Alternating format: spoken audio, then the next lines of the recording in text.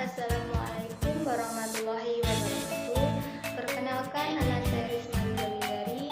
Kali ini kita akan belajar pendidikan agama Islam melalui pepergi. Sebelum kita belajar, ada baiknya kita berdoa terlebih dahulu ya. Berdoa dimulai. Bismillahirrahmanirrahim. Rabbi zidni ilman warzuqni fahman. Ya Allah, tambahkanlah ilmu kepadaku dan berikanlah aku pemahaman. Amin. Judul pembelajaran kita kali ini adalah mengenal nama Allah Subhanahu wa Ta'ala melalui Asmaul Husna. Allah mewahyukan nama-nama kepada manusia melalui kitab suci Al-Quran. Di sana disebutkan nama-nama Allah sebanyak 99 nama atau disebut dengan Asmaul Husna, yaitu nama-nama yang baik dan indah.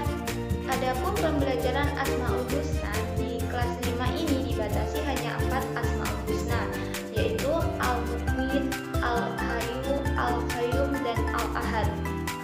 Yang pertama adalah Al-Mu'min. Al-Mu'min mengandung arti yang maha mengertikan. Allah Subhanahu wa Ta'ala telah berfirman, setiap yang bernyawa pasti mati. Oleh karena itu, kematian tidak dapat dihindari manusia.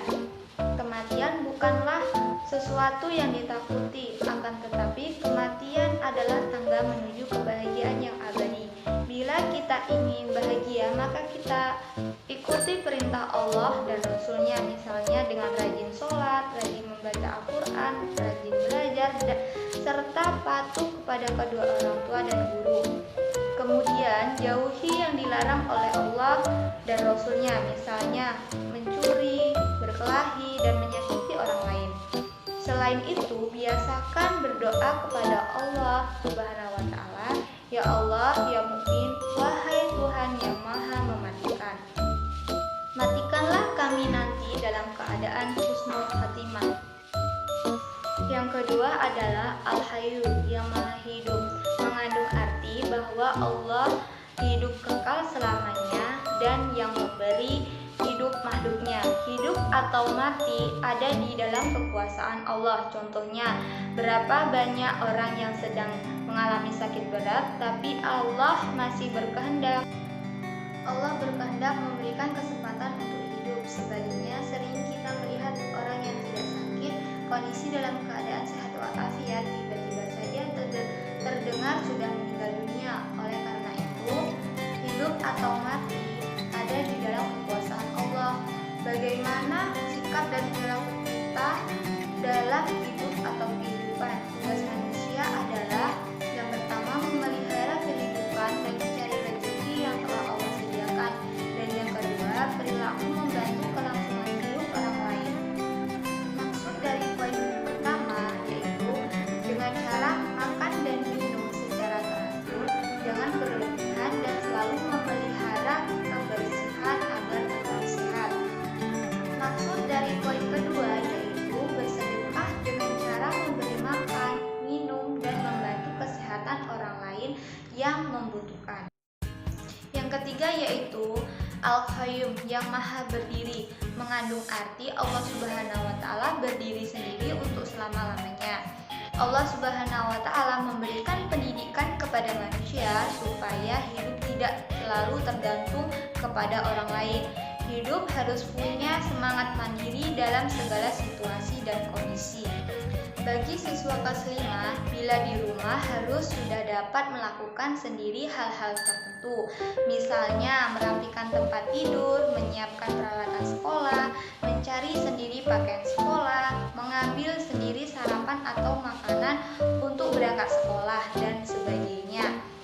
Berdoalah kepada Allah, ya Allah, ya Qayyum, wahai Tuhan yang maha berdiri sendiri, jadikanlah hidup kami tidak selalu bergantung kepada orang lain. Yang keempat yaitu Al-Ahad, mengandung arti Allah itu Esa, yang maha tunggal atau Esa, yang tetap menyendiri dan tak ada sekutu baginya. Perhatikan Al-Quran surah Al-Ikhlas berikut ini, artinya katakanlah Muhammad, dialah Allah yang Maha Esa, disebut juga dengan Al-Wahid, artinya yang Maha Tunggal atau Maha Esa. Tak ada sekutu baginya. Allah Subhanahu wa Ta'ala tidak membutuhkan yang lainnya. Sifat ini memberikan pelajaran kepada kita agar selalu mandiri dan tidak selalu bergantung kepada orang lain.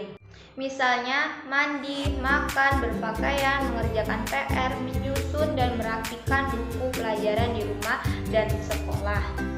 Kemudian berdoa sendiri, ya Allah, Engkau Tuhan satu-satunya, tiada sekutu bagimu. Engkau tempat meminta, jadikanlah aku dapat hidup mandiri. Baiklah anak-anak, demikianlah pembelajaran kita kali ini. Semoga kalian bisa memahami makna Asmaul Husna dari keempat yang telah dijelaskan, yaitu Al-Mu'min, Al-Hayyu, Al-Qayyum, dan Al-Ahad. Saya tutup pembelajaran kali ini. Wassalamualaikum warahmatullahi wabarakatuh.